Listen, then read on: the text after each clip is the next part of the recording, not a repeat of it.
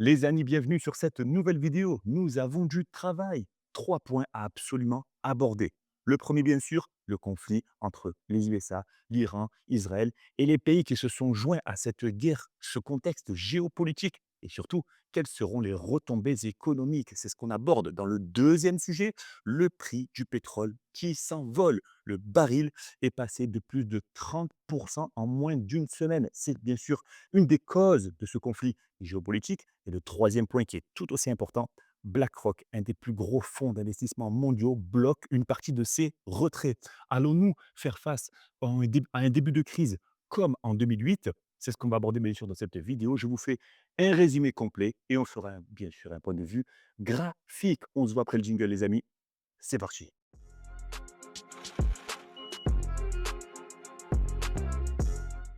Si tu souhaites être tenu au courant de l'actualité économique mondiale, n'oublie pas de t'abonner à la chaîne. Je t'ai également préparé une petite playlist si tu veux débuter sereinement dans le bon ordre en crypto. Les vidéos sont en vedette sur la chaîne. Le conflit entre les États-Unis et l'Iran ne date pas d'hier. Ce qu'il s'est passé, c'est la goutte d'eau qui a fait déborder le vase pour les États-Unis. Je vous fais un résumé court et rapide avec mes mots.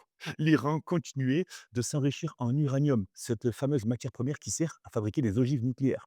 Je vous rappelle que ce sont les États-Unis qui possèdent le plus de têtes nucléaires dans le monde. Et en gros, l'Iran et les États-Unis ont des accords.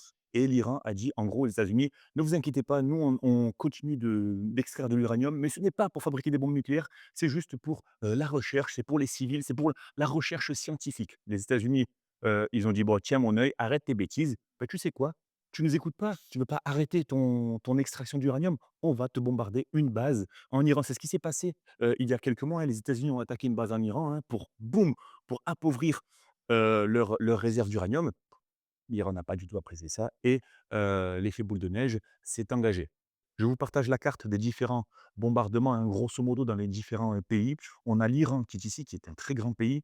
On a Israël qui est ici, qui se fait bombarder par l'Iran. L'Iran bombarde Israël également. Nous avons l'Irak au milieu et nous avons les Émirats arabes unis qui se retrouvent un petit peu au milieu de cette guerre. Donc l'Iran a été bombardé par les États-Unis et a rétorqué et a répondu en bombardant à son tour les différents points stratégiques américains dans les différents pays. Donc, ils se sont attaqués directement à différents pays. Donc, on parle du Koweït, du Bahreïn, de l'Arabie Saoudite, des Émirats Arabes Unis, etc. Donc, ils ont directement attaqué eux-mêmes les bases américaines stratégiques dans les différents pays. Donc, ce qui a entraîné, encore une fois, un très gros effet boule de neige. Ils ont pas uniquement attaqué les États-Unis, ils ont attaqué aussi les pays. Ils ont attaqué le Koweït, ils ont attaqué le Bahreïn. Et ce qui fait bien sûr beaucoup parler dans les médias et sur les réseaux sociaux, c'est ce qui s'est passé à Dubaï, une des villes vues comme les plus safe du monde. Un débris de drone iranien s'est écrasé sur un des hôtels de luxe basé dans un district qui s'appelle La Palme. Vous voyez à l'image, c'est ce genre de district qui est en forme de palmier. Et c'est ce qui a provoqué aussi, un sentiment de peur, au sein de cet émirat. Beaucoup de ressortissants français vivent actuellement aux Émirats. On parle de plusieurs dizaines de milliers de personnes.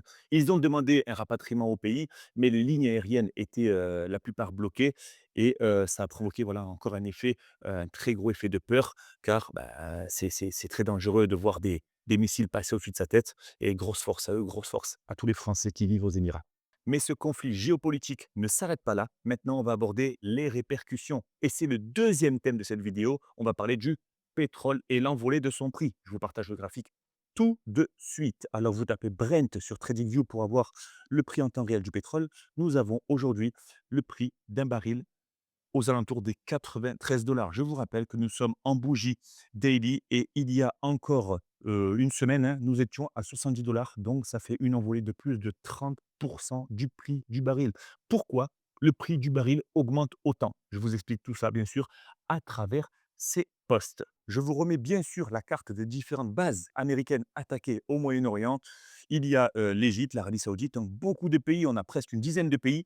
Et il y a ici ce qu'on appelle le détroit d'Ormuz. C'est ici que transite un peu plus de 20% de la production de pétrole mondiale. Je vous explique tout ça. Le détroit d'Ormuz, c'est une voie de passage essentielle qui se situe entre les Émirats arabes unis et l'Iran. Et je vous rappelle que depuis que l'Iran a bombardé une base américaine aux Émirats, c'est plus trop l'amour fou entre ces deux pays. Et l'Iran a affirmé que si il voyait des bateaux passer sur ce détroit, il les bombarderait immédiatement. Je vous rappelle que plus de 20% du pétrole mondial transite par ce détroit, ce qui provoque bien sûr un effet de peur sur une possible pénurie mondiale de pétrole, mais je vous explique très rapidement pourquoi le pétrole a son importance dans l'économie mondiale. Pour commencer, le pétrole est l'énergie de l'économie mondiale. Il concerne bien sûr tout type de transport. On parle de voies aériennes, on parle de voies maritimes, on parle de voies terrestres, hein, camions, etc. Pour l'agriculture, l'industrie, les plastiques et la chimie, et tout ce qui touche à la logistique mondiale. Et quand il monte, les transports coûtent finalement plus cher, les matières premières coûtent plus cher, que ce soit l'importation ou l'exportation, et les produits finis coûtent plus cher. Et cela se diffuse dans toute l'économie, ça touche toutes les nations. Deuxièmement, le pétrole influence directement l'inflation. Dans ces indices, on trouve le carburant, le transport, l'alimentation et le chauffage. Tout ce qui concerne le pétrole. Donc s'il monte, ces indices augmenteront logiquement. Une chose très importante à mentionner, le prix du baril de pétrole se compte généralement en dollars. En gros, si le dollar baisse et que les matières augmentent, c'est une relation monétaire mondiale. Ça ne s'arrêtera pas uniquement au détroit d'Ormuz, mais ça touchera l'économie mondiale. Petit point explicatif sur le pétrole terminé. Et selon moi, graphiquement, on pourrait voir le prix du pétrole encore augmenter et aller toucher les 106 dollars car la peur s'amplifie. Ça ferait pousser le prix du baril à au-delà des 100 dollars, donc un plus 14%. Et après, on verrait bien sûr graphiquement parlant s'il y aurait zone d'essoufflement. Mais restons bien sûr patients, mes amis. Troisième point très important à aborder dans cette vidéo, BlackRock, un des plus grands gestionnaires d'actifs au monde, a dû limiter les retraits d'un de ses fonds. Qu'est-ce que ça signifie? C'est ce que je vous partage tout de suite. En gros, BlackRock propose du crédit privé. Ça veut dire qu'ils prêtent de l'argent à des entreprises qui ne sont pas encore cotées. Mais ces prêts ne peuvent pas être revendus directement. Et les investisseurs peuvent redemander leur argent quand ils veulent. Et ce système, il est intelligent parce qu'ils partent du principe que les investisseurs ne récupéreront pas tous leur argent en même temps. Et c'est ce qui se passe actuellement. Le fonds n'a pas assez de cash et il bloque les retraits. C'est ce qu'on appelle une inadéquation de liquidité. D'un côté, on a les investisseurs qui veulent récupérer leur argent et de l'autre côté, les actifs qui sont illiquides. Les inquiétudes viennent de trois éléments majeurs. La première, le marché du crédit privé pèse plus de 2000 milliards de dollars. La deuxième chose, une grande partie des particuliers sont rentrés dans ces fonds. Et la troisième chose qui nous fait penser à 2008, les crédits ont été accordés sous des conditions très souples. Et si l'économie ralentit, les défauts de paiement vont augmenter comme en 2008, ce qui a provoqué la fermeture d'une des plus grosses banques mondiales aux USA et ce qui a bien sûr provoqué cette crise. La deuxième chose, les investisseurs vont vouloir récupérer leur argent à tout prix.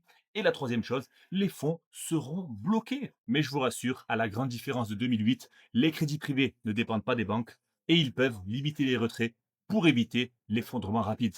J'espère en tout cas que cette vidéo vous a plu, axée plus géopolitique, macroéconomie. N'hésitez pas à me faire vos retours en commentaire et à vous abonner à la chaîne. Et on se voit bien sûr mercredi pour la prochaine vidéo axée pédagogie et premier pas en crypto. Bon week-end mes amis, à très vite. Ciao.